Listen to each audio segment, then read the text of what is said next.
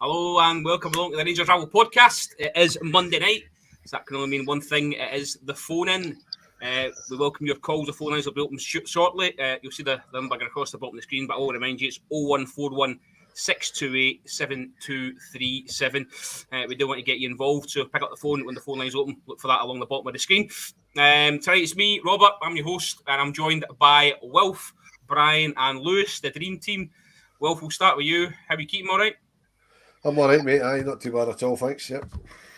A busy weekend I've seen on social media. Tell us where you've been.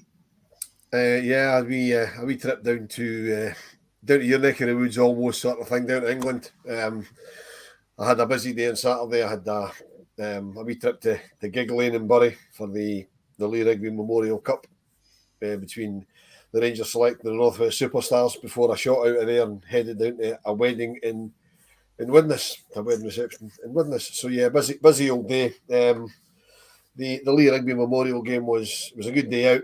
We won't say much about the football because the North West Superstars team were a lot younger and fitter than the Rangers Select. But was there professionals in that lineup? Professionals for the North West Superstars, or? Well, they were all retired professionals. Yeah, right. Okay. Anyone we know? Well, Phil Barsley played. He used to play there. Right. He was on loan at Rangers. He was there. Ricky Lambert. I don't know if you've heard of Ricky Lambert. That big striker. Yep. Former England striker, and current Preston North End manager Ryan Lowe, who scored the first two goals. He's an absolute Bury legend. I was just saying he played for Bury, didn't he? Eh? Yeah, he scored the first two goals. They were both absolutely cracking finishes as well. I mean, the North West Superstars absolutely destroyed Rangers, but without Roy Carroll, it would probably have been double figures because he made a couple of decent saves. But it was good. I mean, I was there from quite early, just hanging about. It was a lovely day. They had like an outdoor kind of pop-up beer garden thing set up for the fans, which was quite good.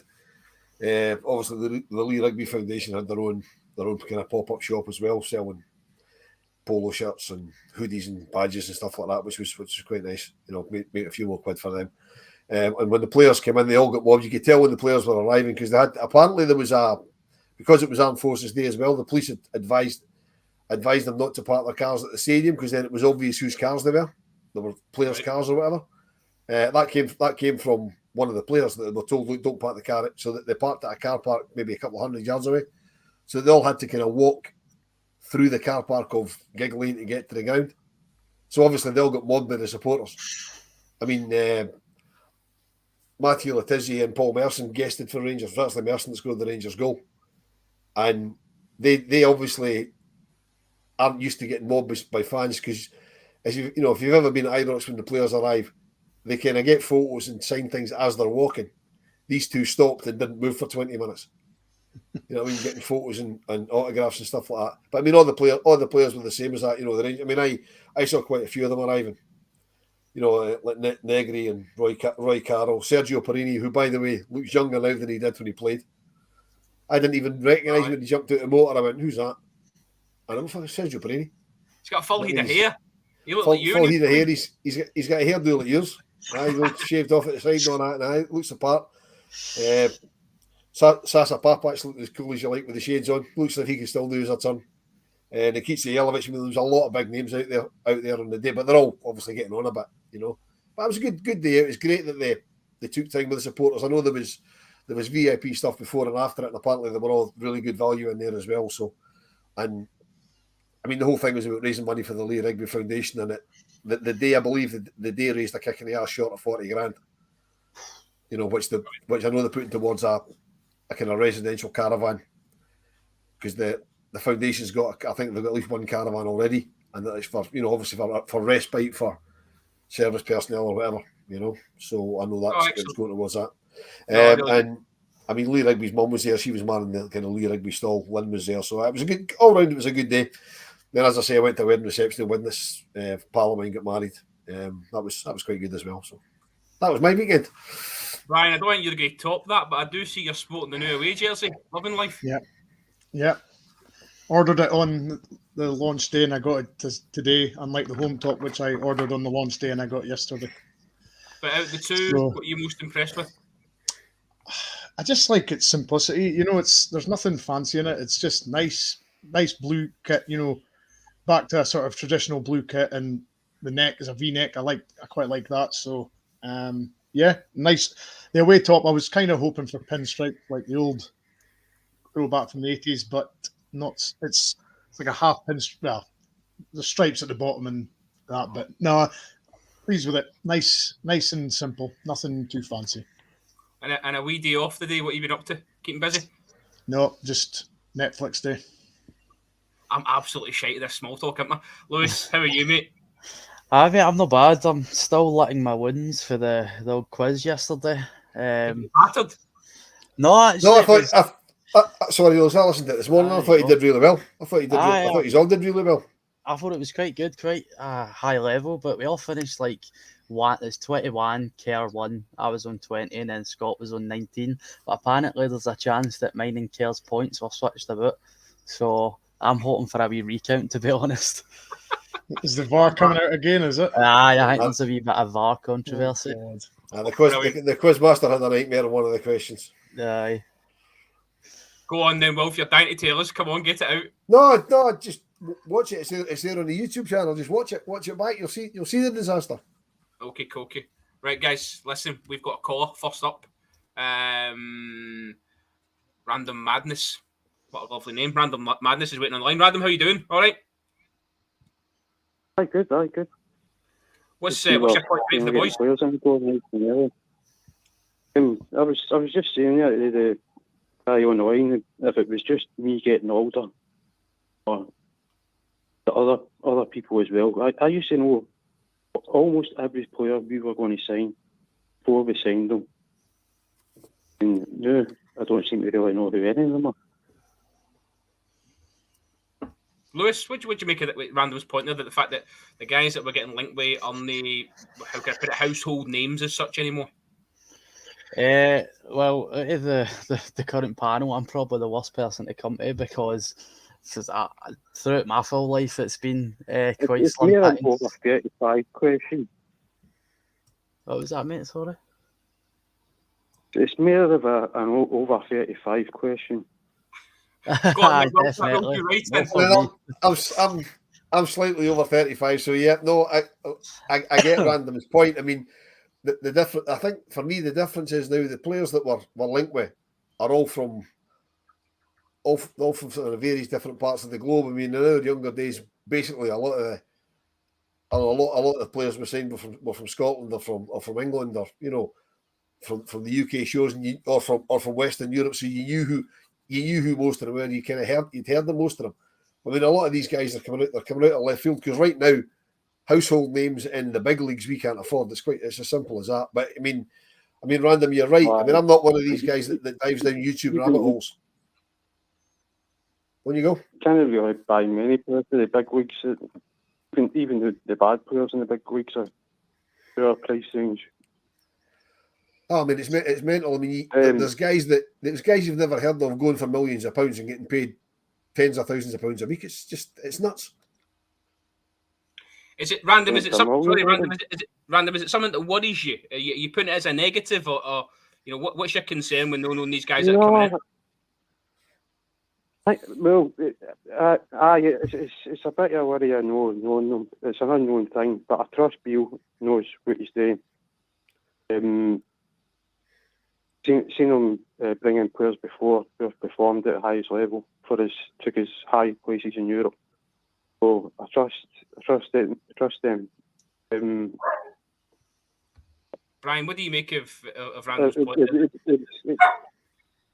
Yeah, I mean, I think it's just the market we're in. As Wolf said, price-wise, we can't afford these guys. Wages, we certainly can't now. I mean, there's guys down in England that are earning crazy amounts of money and they're barely getting games down there. So that's the two issues for us. We're north of the biggest league in the world, and they're paying silly money for transfer fees and wages. So it's just a simple case of a lot of these big guys we just can't get. They're just out. They're out with our budgets, and it's a shame, but that's what it is. The guys brought in boys from Japan. Yes, that kind of proves your point. Brought in a load of boys that none of the others had before, and so it took the piss out of us. I trust Bill. No, listen, Random, that's a great point and a nice one to finish on. The fact that we have got to trust the manager. He's brought in a couple of additions already who've kicked on, and we've just got to hope that these guys that we really don't know a lot about have the same effect. Listen, thanks for your call, Colin, again. Brilliant to have you on the show. Guys, just on that, I think it's a nice link towards the news over the last 24 hours about Abdallah Sima possibly joining on a season-long loan from Brighton. Just interesting to see what you guys know the player. I will then come to Lewis because I know you're football manager, Daft, so you must have something in this guy, right? Come on. It's your moment to shine. Of course I do. I actually do remember him playing against us. I think when it was the advertisement when we were playing Slavia Prague, he was deemed as the star man. I don't remember him actually performing too well early two legs, but he had a very, very good season. I think it was like 15 goal involvements and like 18 starts for Slavia Prague. But ever since then, I mean, that was a 2020-21 season. It's kind of stalled for him. He struggled big time in the Championship with Stoke. And I don't think he's played any minutes for Brighton. But as far as I'm aware, I think he should just be brought in as a second or third choice striking option. And with Kamar Roof jelly legs, I think that's probably a smart move. I don't think it'll be any more than that. So don't expect too much. But it's a smart wee niche signing for me. Well, listen, I done a wee bit of homework this afternoon and reached out to Patrick Caskey, MD that's on social media will know Patrick. He does a lot of homework on guys that play abroad. And he sort of said, he didn't know much about the loan spell at Angers. I hope I pronounced that right. My French isn't what it used to be. Not done it in school. He said he didn't know really much about it, but he spelled it at Angers. Where probably they only had one or two players that were above average for League One, and he wasn't that poor. Didn't score a ton of goals, but was decent in the ball and very active, hard working out of possession, good pace and power. I asked him about some standout attributes because, again, I don't know the boy. I couldn't have picked him out of lineup, to be honest. He said his speed, use of his frame and work ethic have been a constant at Slavia. Like Lewis said, he was good at getting in the right positions often and scoring, as well as moving with the ball significantly in transition when given lots of space. He's not the greatest passer, link-up option though, which maybe sort of that might go against him, what Lewis says, being a second choice. However, he did say, I asked about his, the chance of being a success in Scotland, and he thinks that it's a likely scenario, given that he'd done well in the 1920, getting 19 and 20 goals involvements at a standard level for Slavia, like Lewis said. So I think it's one that we can be happy about in terms of a loan signing. You're not putting a lot of investment in it. Wilf, is it one that excites you? Is it one that maybe ticks that box of a striker? I don't know because I don't know the first thing about the guy. I don't remember him playing for Slavia. Simply because I pay no attention to the opposition when we play teams.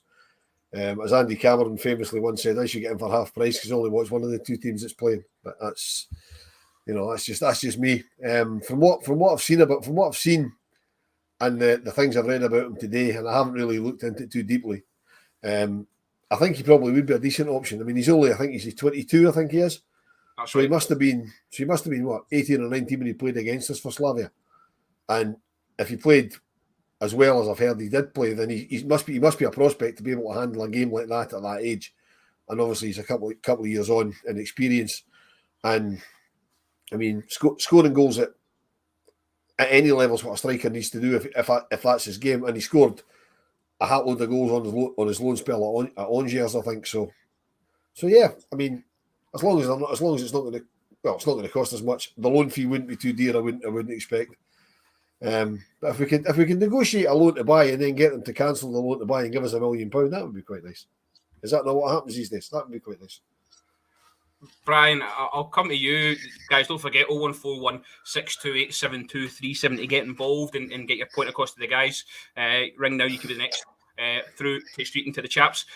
Brian, does this sort of then put to bed the whole Dessers chat? Because that seems to have gone really, really quiet, doesn't it? Yeah, I mean, Mark and me said this morning that Mark still felt that Dessers was one that could still happen. But as you say, it's went very, very quiet. All of a sudden, he was saying that he wasn't going to come, he wasn't interested, and then it came out that no, he never said that, and it's it's trying to wade through all the rubbish and socials and see what's actually happening. But this is the thing now, you just don't find out until the last minute. As Shona said there, we seem to be buying a lot of guys that are, struggling a bit or out of form, and then giving them a lift again. So, and it's the age bracket is very, very interesting. All these guys that we're signing are very early 20s, mid 20s. So there's a theme there. I mean, okay, Jack Butland was the exception, but I mean, he was an exceptional signing. So, but the rest of the guys are very young to early to mid 20s, and they're looking to just get a kickstart again. So it seems to be what Michael Beale likes to do, is get these young guys and get them revived again. So I mean, he's only on, I believe, just over £8,000 at Brighton, which I was quite amazed at. I thought he'd be on a lot more wages than that, but no, he's only about eight and a half. So the wages won't be a problem. It'll just be a case of how much of a loan fee we'll have to pay. Lewis there, Craig making a good point. I'm assuming with this loan we're saving the ring-fenced Tillman and Sands £12 million from last year's budget for strikers we desperately need. Now, I hate that phrase, ring-fence, but what do you make of that? Well, I mean, none of us are clued up on whether there actually is any fees like that being ring-fenced. I think merit and effort might have been put into securing Tillman in some way, shape or form if that was the case. So I don't think that there is maybe fees there. I think what we've got is what we've got, and like Craig said there, I think it's definitely a striking option as well. We should be looking for most of our finances. Can I pick up on that, Robert? Just before you do, Wilf, we've got Willie on the line. Willie wants to hear a bit more positivity. Willie, come on then, live on us up, son. Definitely. All right, lads. First time listener, by the way. Brilliant. Just came across us on Twitter tonight, started following you, and that was it. But listen, this is what I want to talk about. I'm 41 here in August. We'll talk about Will Ferr and about his age and people messing about there about all the players we were linked 2 years ago, and you don't really know these players and things, right? That's 100% right. But let's be optimistic. The players we're being linked with at the moment, look, a couple of years ago, they were at the top of their game. They were being linked with big money moves. They went for, your man for Sima has went to Brighton for 8 million or whatever it was. We couldn't have afforded him for 8 million a couple of years ago when we played him if we fancied him. So Bill is taking a chance here with these signings. Every transfer is a risk. But Bill, in my opinion, is making it the most exciting transfer window that he can for us as fans, because we know we need a rebuild. We know we're not going to go out there and get their Terry Butchers, get their people like that from years ago that we used to go and pluck from England. We can't afford that now in this day and age. So these players, all players are going to come to Rangers either as a stepping stone or either someone that needs to reignite their career. We've seen it with Todd Cantwell last year. A lot of people was underwhelmed when we were with Todd. Todd has came here and he's done well, touch wood. I mean, the likes of this boy Sima, even him on Dessers, if we get him in, or Danilo, or whoever it may be, these are hungry, good age of people that's going to, if we get ourselves going off the field, we're doing all the right appointments at the minute. Time will tell whether it will be a right appointment, but what I mean is we're getting our own house in order.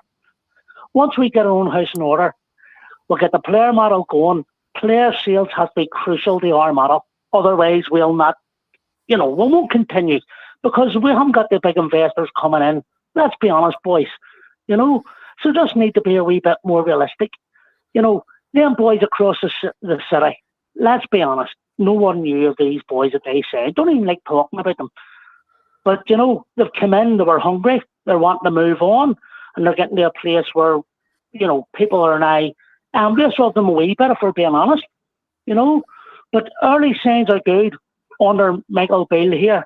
He's taking a risk with the signings, but every signing's a risk. But these players have potential. And if these players can even hit where they were a couple of years ago, then we are on top of the world because we wouldn't afford them a couple of years ago. Let's be honest, boys. Well, you've got me pumped. Superb, Willie. Well, what do you make to Willie's points there?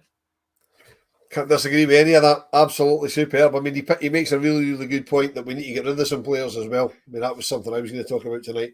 you know, that because we need to start funding something. We can't rely on the, you know, just spending the money we've got. We've got to generate our own money, so we have to sell players, and that's quite worrying to me that there's no rumours of anybody leaving yet. You know, but I mean, Wally makes some great points. We have to trust the manager. We have to. He does seem to be going for players that are a wee bit kind of out of sorts, as he put it, and you know, reinvigorating them. I mean, Willie used Todd Cantwell as an example.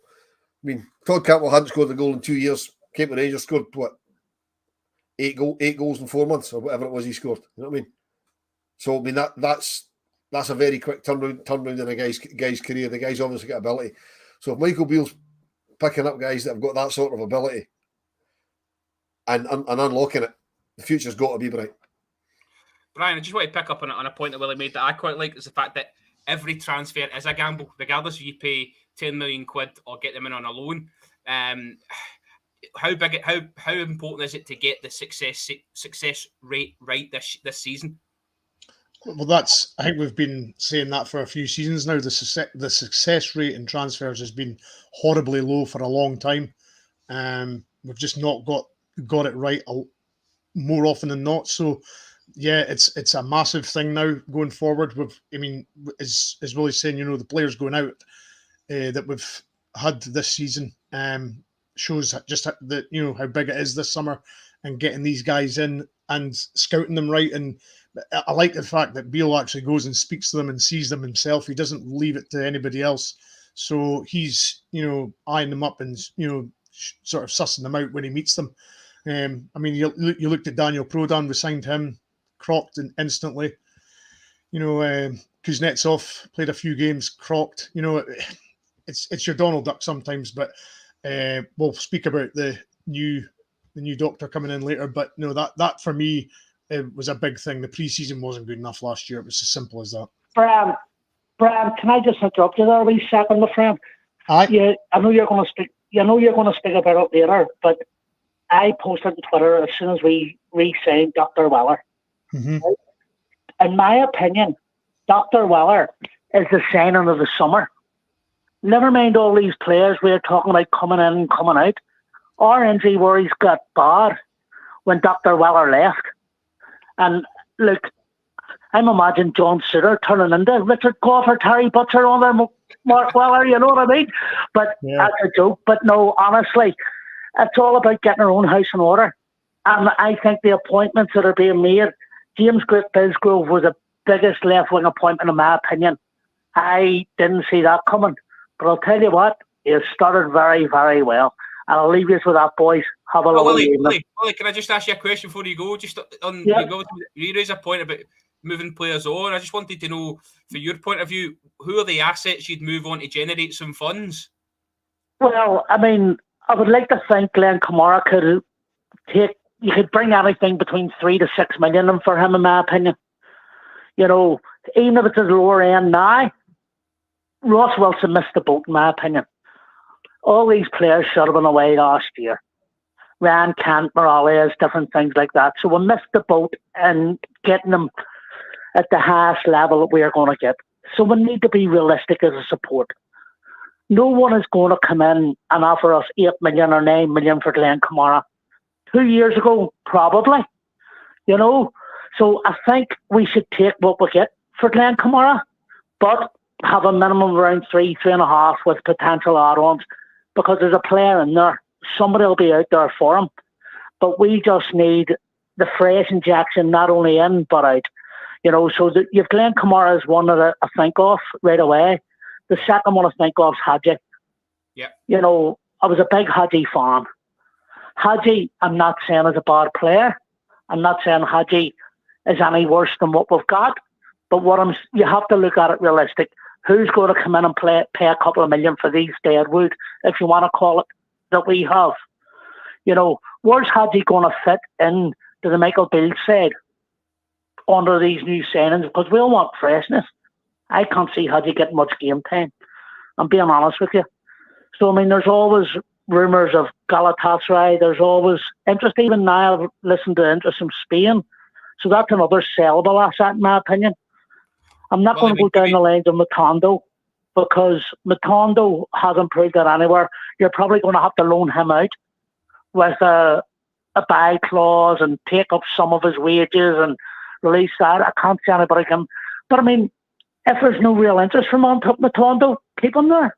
I mean, we'll have a headless chicken in Fashion Sakala, who we all love. You know, Fashion Sakala is never going to be Rangers quality. But I'll tell you what, the wee man tries his heart out and he just puts a smile in your face and his numbers backs it up, right? Well, Willie, So, you've put a but smile even if on he me. was coming in, sorry for interrupting you there, Robert, if someone was to come in with 3-4 million for Sakala, we'd be mad to turn their heads. Do you know what I mean? We'd be mad to turn that down. So maybe Matondo could turn into your Sakala. You never know. Listen, Willie, do us a favour. Will you come back on another time, aye? I will indeed, boys. I'll follow you all individually as well, because this is the first I've been brought to your attention. It was by a follower that follows you, and it just popped up on my time feed, or my timeline, whatever it is. So keep up a good work, boys. Cheers, man. You too. Thanks for coming. All the Cheers. best.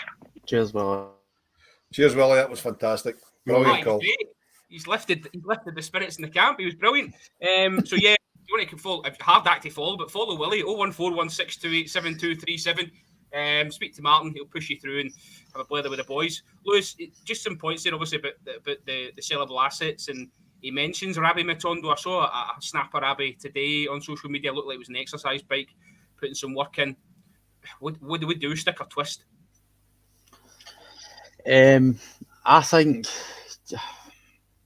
to be honest with you, when I've went through position by position, in terms of incomings and outgoings for next season, there was no space for Rabbi Matondo, in my opinion.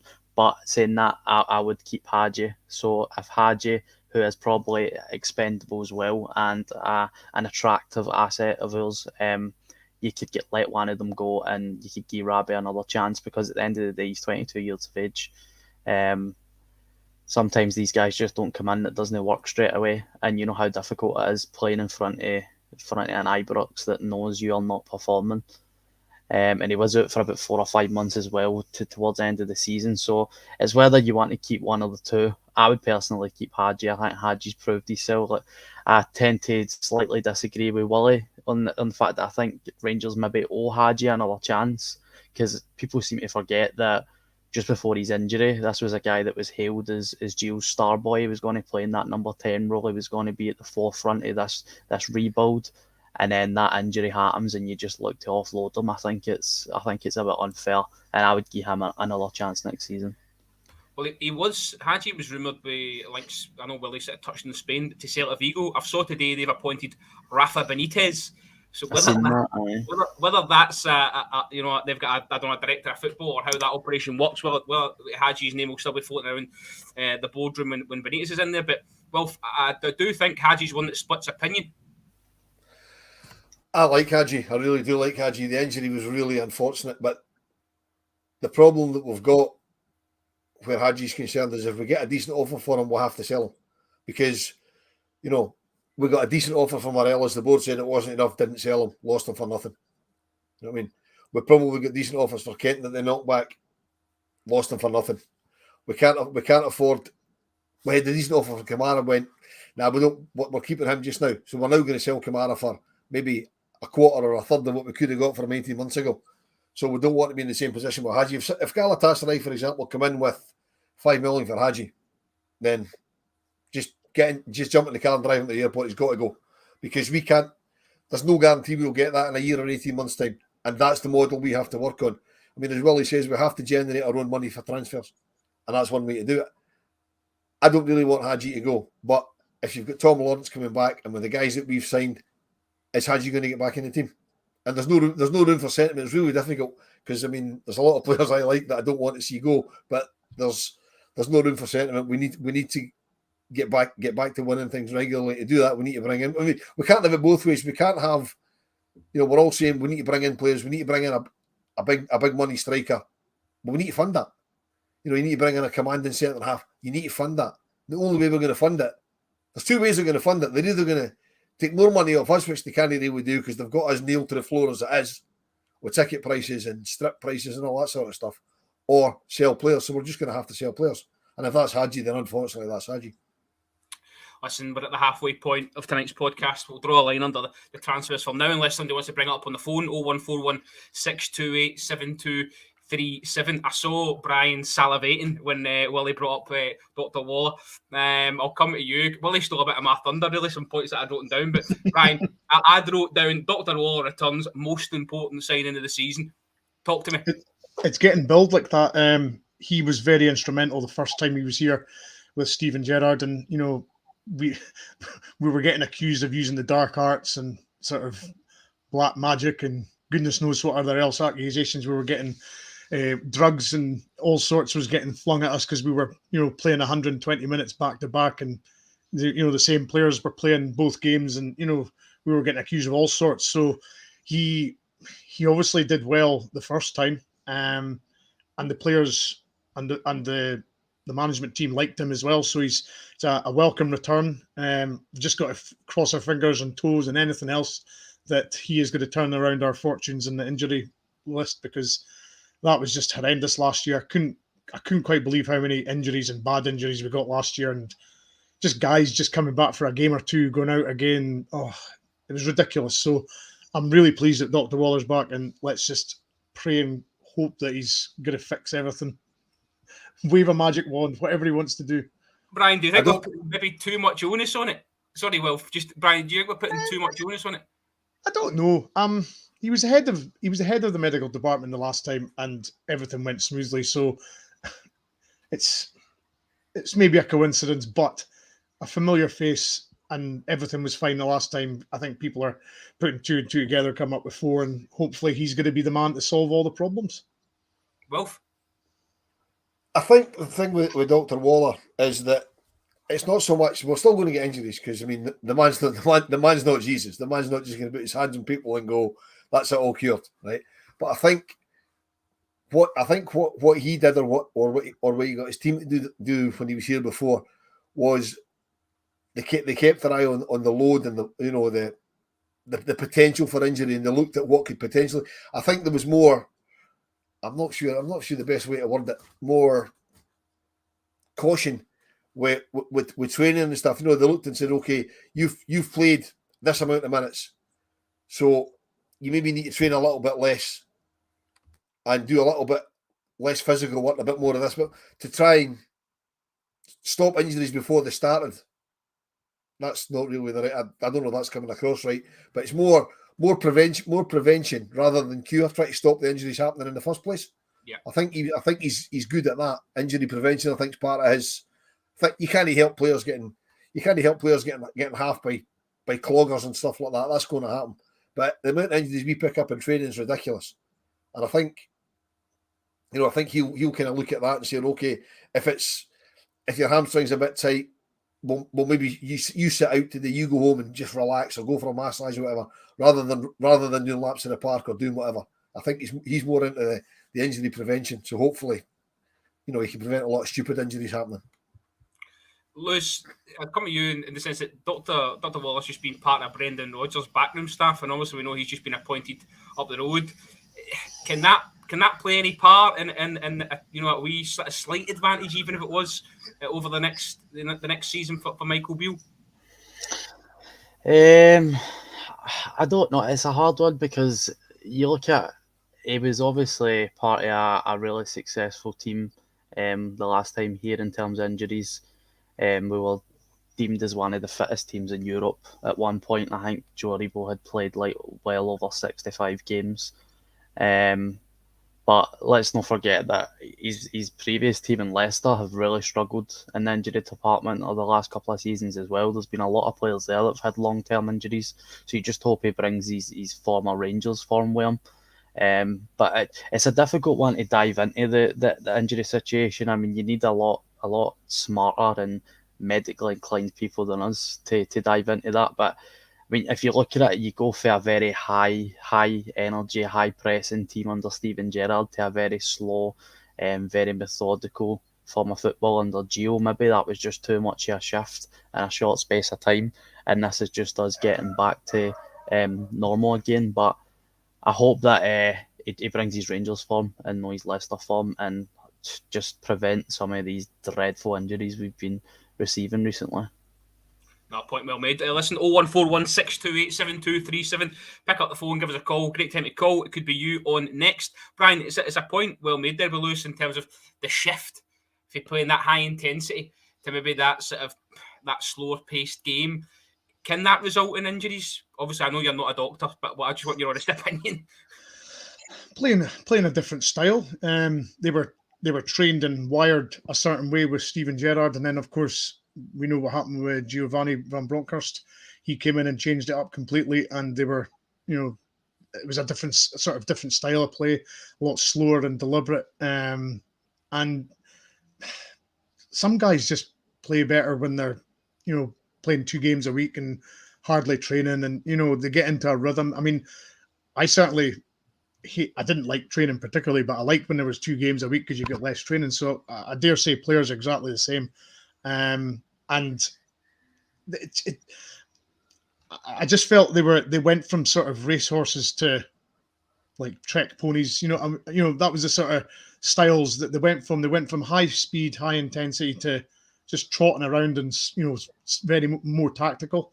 And I just don't think the players liked it. And it's quite simple as that. I mean, injuries, well, that can happen any time. But if your body's built a certain way and it's trained at the peak condition like they were, peak Gerrard, then all of a sudden you're training slower, your muscles get weaker, everything's, there's chances of more things happening. So I've said it for ages. The preseason last year just wasn't, from what we've heard, wasn't good enough, wasn't intense enough, and it was.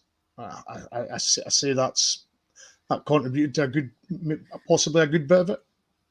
Robert, I'm just hoping that Dr. Waller's the agent for the special coffee that we had under Gerrard. I did wonder when that was going to get a mention. I saw a snap again today on social media that Phil Hollander's actually training with Malmo. Well, what do you make of that? Obviously, he spent a lot of time out with us. No sign of him ever looking fit. I think the only time I saw him last season was Edmondson House. Answering a couple of questions on stage, but looks like he was sweating and putting in a wee bit of a shift. Yeah, I saw a few comments on Twitter saying now that he's not getting a wage, he's suddenly fit again. So I mean, there could be that. I mean, he's obviously done a lot of work in the last 2 or 3 months to try and get himself fit. You don't know. I haven't seen any footage of the training he's doing, and I know it was an injury he had to his foot. So exactly what he's been doing, I don't know. But I mean, he was always going to go back to Malmo. That was where he was going to go. So I hope that he wasn't swinging the lead with us. I really do. You know what I mean? He was maybe told by our medical team, look, just take it easy. You're not going to feature anymore. And manager maybe saying you're not going to feature to the end of the season. Take it easy. We'll try and, because despite the fact that he was going out of contract, Rangers still on a duty of care towards the fella. So they maybe said, look, we're not going to use you. Get yourself fit. And in the ensuing few weeks, he's managed to get over the injury enough that he can actually do a bit of training. And like I say, I hope he wasn't swinging the lead with us, and I wish him all the best. Hope he gets himself a contract with Malmo. And if they come back and play us again, I hope the fuck he's injured. Well, I saw somebody say we have 60 games this year. We play the year and they'll be in Germany for Sweden for the Euros. But we'll wait and see on that one. Listen, gents, we'll part the doctor talk and the injury talk. This next one's got me chomping a bit. The World Club Cup, FIFA World Club Cup. Rumoured expansion in 2025. It's going to be hosted in the US of A. Up to 32 teams, which would be a massive shift on what it's at now. Talk of £50 million riches being shared. And Rangers obviously would qualify under the coefficient sort of selection that they'd use to pop teams in. I mean, how exciting is this, Lewis? This has got to be a draw, right? Oh, 100%. I mean, is it definite that Rangers qualify? Because I don't know. I seen a photo on Instagram of the format, and it was just general coefficient. So would we definitely qualify by then? Put it down, Lewis. Come on, I'm looking for the chandeliers here. Right. Lewis, as I understand it, and don't quote me on this, right? Europe's got 12 places, right? And it's one team from each country. So if you're in the top 12, so Scotland at the moment I think is 9th or whatever. So Scotland would get a place. Right. And there's okay. only one club from Scotland allowed to go, and it's the one with the highest coefficient, Right. which is us. And Right, it's that going makes to sense. remain and it's going to remain us, but Scotland has to stay in the top 12 of the coefficient. Right. So the way I heard it put today was England's obviously above us. And if Man City were going as England's representative, although they won't because they've already won the Champions League, so they'll go as the Champions League representative. But say Arsenal are going because they're next in line in England, right? Liverpool wouldn't go, despite the fact their coefficient's much better than ours, because Arsenal's already there in the league place. So we'd get the Scottish place, if that makes sense. So that makes sense. That's how it works.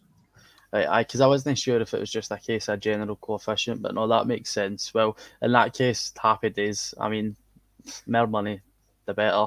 A bit of recognition as well. I think Rangers have been one of the biggest overachievers in Europe entirety in the last 5 years.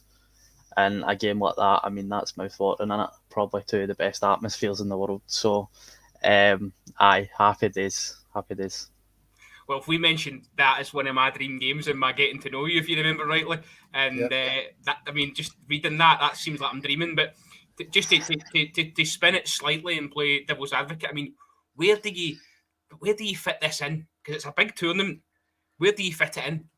They're talking about June and July, so basically it's at World Cup time because 2025 is a non World Cup year. It's a non-Euros year, so that's like the in between year of the World Cup and the Euros. So that's when they're talking about having it, and it will be.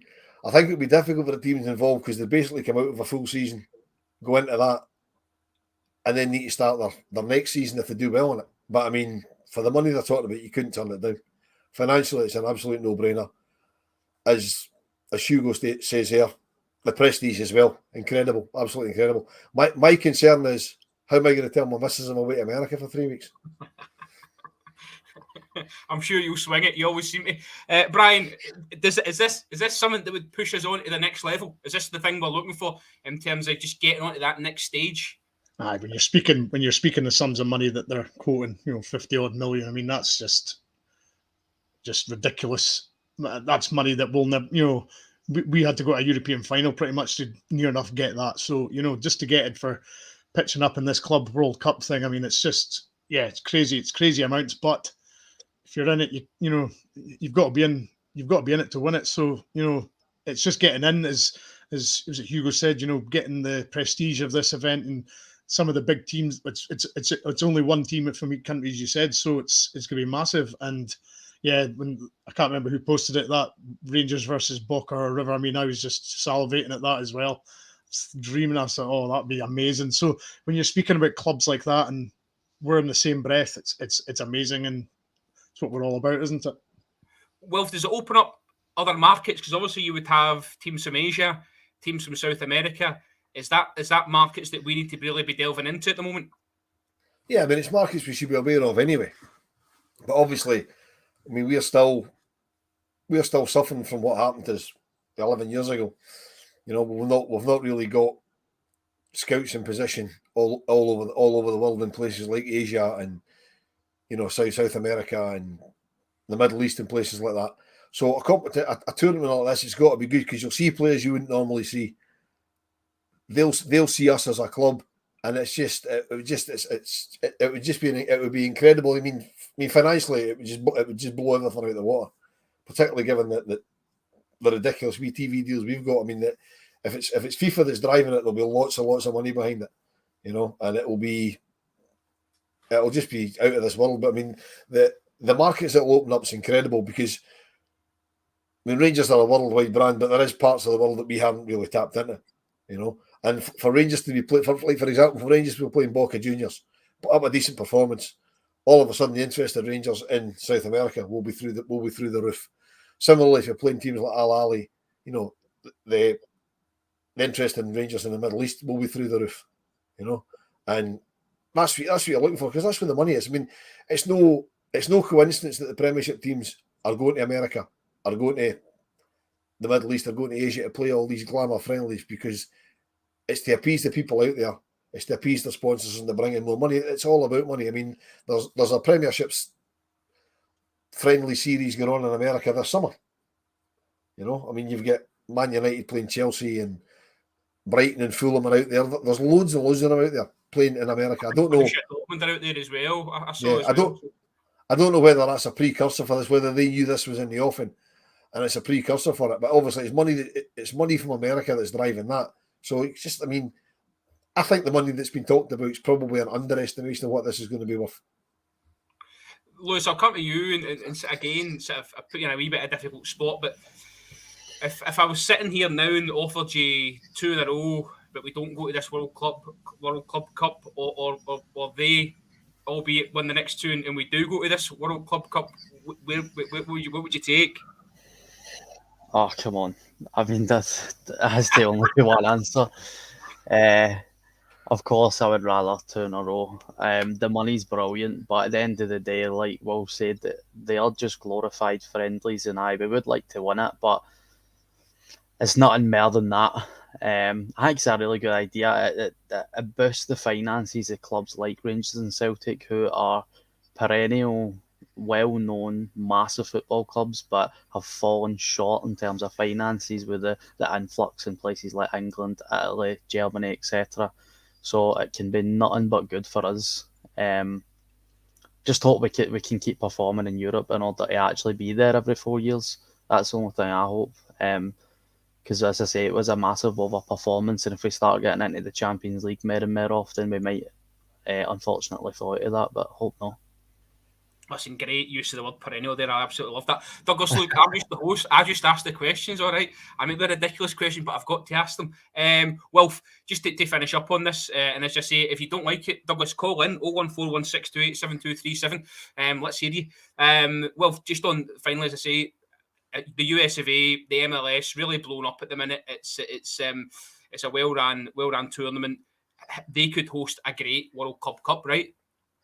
They've got the stadia for it. The country, I mean, America's massive, right? As we all know, I mean, it's an absolutely. I mean, I was lucky enough to be there last year for NASA, and I went to New York before I went to Vegas, and it's a 5-hour flight across from the East Coast to the West Coast. I mean, that's like almost flying to Moscow. That's how big America is. I mean, that woke up for me how big America actually is.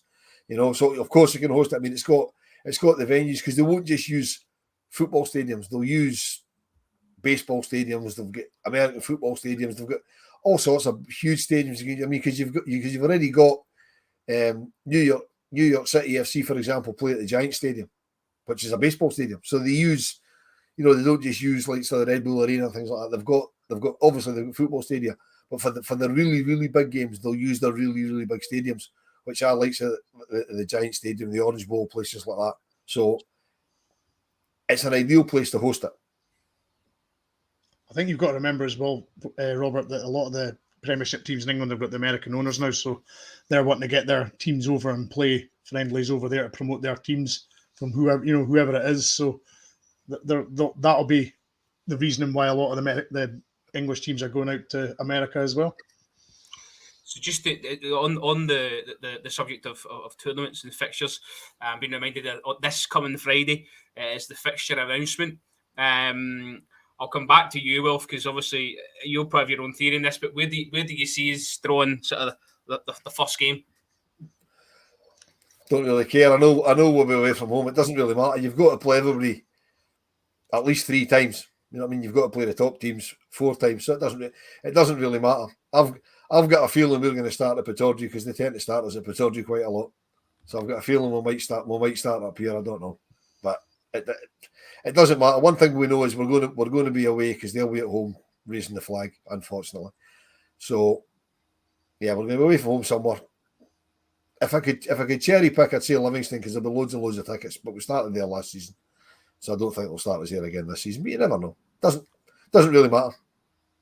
Brian, do you see us drawing an Old Firm derby in the first 5 games?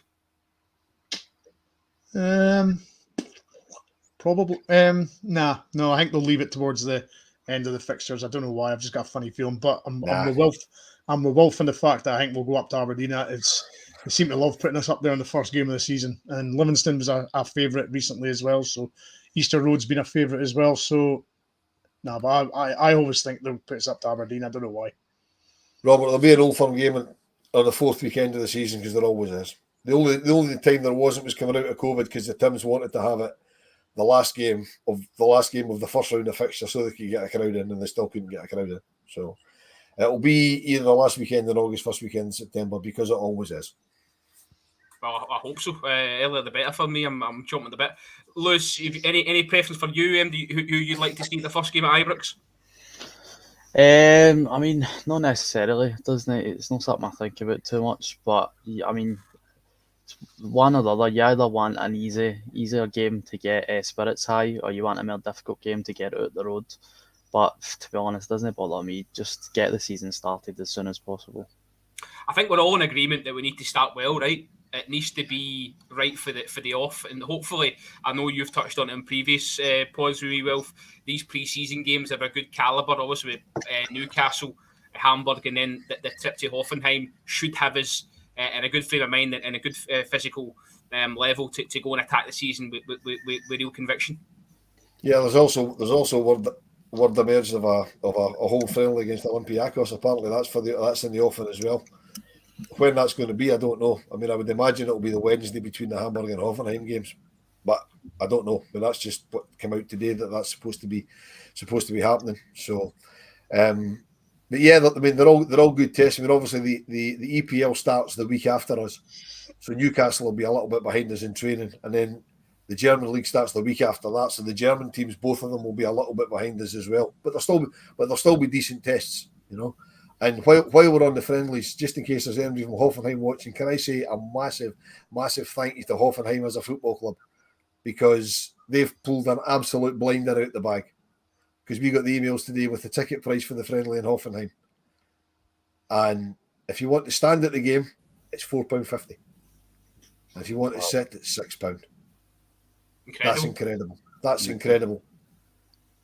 A game against a Bundesliga team. That. I mean, I know it's on their supporter season tickets.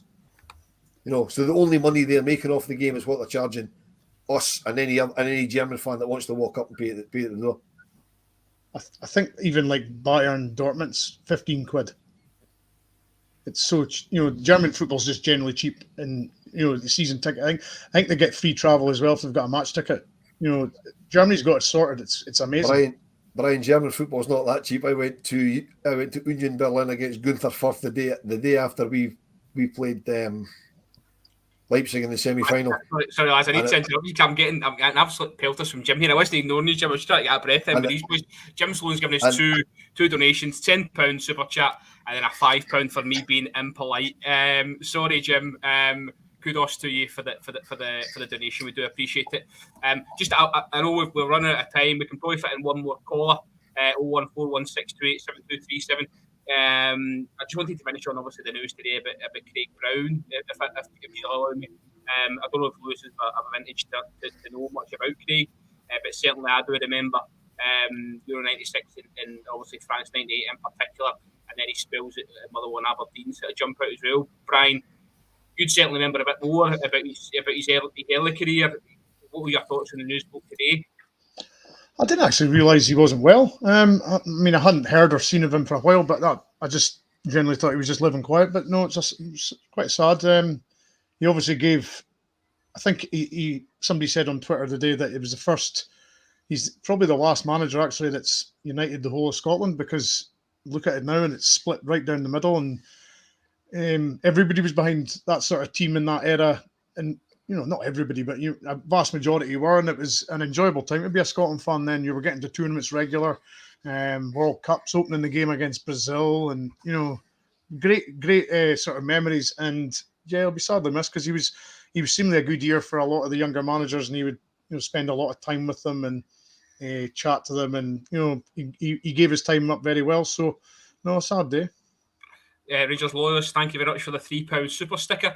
Well, I had no idea that he'd spent some time at Rangers in his early days, and then he went on to win a league title. He was part of the Dundee squad that done that again way before my time. I don't know if you even remember that, but yeah, a real vintage Craig Brown, and obviously there's just so much well wishing going on now. You hear some really good stories. It's a shame I didn't hear them when he was living.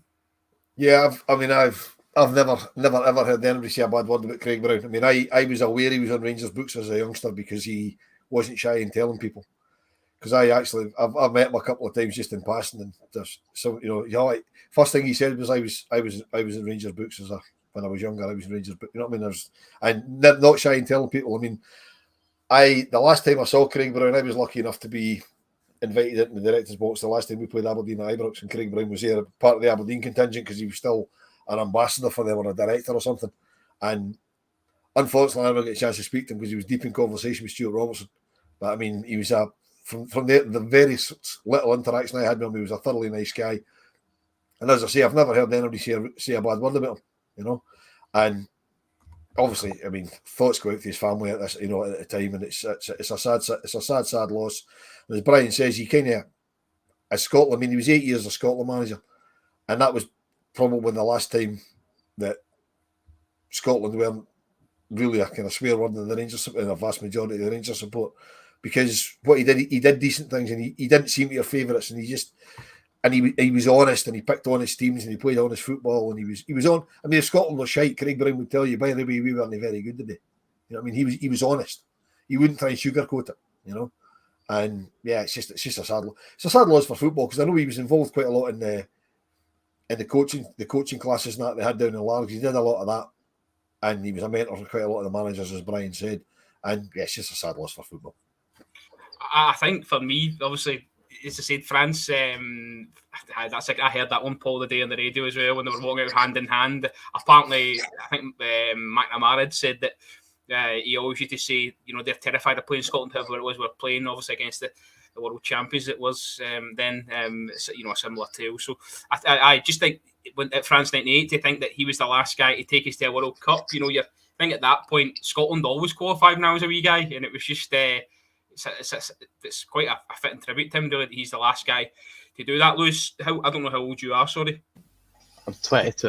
Right, okay, so you'll probably not remember him No. as the national coach. Maybe your memories are more Motherwell and Aberdeen, but if you get any that you'd like to share, or then you think about the man? To be honest, I had no idea who he was before the news broke, but I did come up on my social feeds. I had a wee research. Just seemed to be a very successful Scotland manager. I mean, as you said, I've not had the positive going-ons with Scotland in my lifetime. The first tournament I was old enough to see us qualify for was the Euros, like 2 seasons ago. So it's not been a fun time for me. But to think of a Scotland manager that's took your country to 2 consecutive tournaments. Was it 2? Was it more than 2? I know it was dead. I mean, that's impressive for a country at our size. So it's just obviously a sad day. I wish I knew more about him, but still a sad day for Scottish football. I think he was assistant as well when Roxburgh was there in either 90 or 92 for the Euros in, I think it was Sweden, wasn't it? So I think he's been to 3 or 4 tournaments. I just can't remember if he was there with Roxburgh in Italy. He was Roxburgh's assistant, and he took it after him, didn't he? Mm-hmm, yeah. But Richard Gough never played for Scotland again when he fell out with him. And I saw that doing the rounds. That was probably a wee bit before my time. I was still a wee guy, but no, certainly I think, as you say, only sort of nice things getting said about him, and quite a nice way to finish tonight's show. Obviously, listen, there's the Daily Rabble to jump into tomorrow morning. There'll be more pods through the week. Rabble Extra comes back Thursday night as well. Just download, stream. Where you get all your podcasts from iTunes, Spotify, and obviously set up the Patreon. It's where you're going to get most of the content every single day. It's not long, as I say, the fixtures will get announced on Friday, and then we'll be steamrolling towards pre-season, and then obviously the league kicking off, which I just cannot wait for. So thanks for joining us tonight. Will, thanks for coming along. Brian, thanks for coming along. And Lewis, thanks for coming along as well. And we'll see you all shortly. Guys, thanks for coming in the comments. Jim Sloan, I apologise again. And I'll make sure I put you nice and early next time you donate. Cheers. Thanks for your time.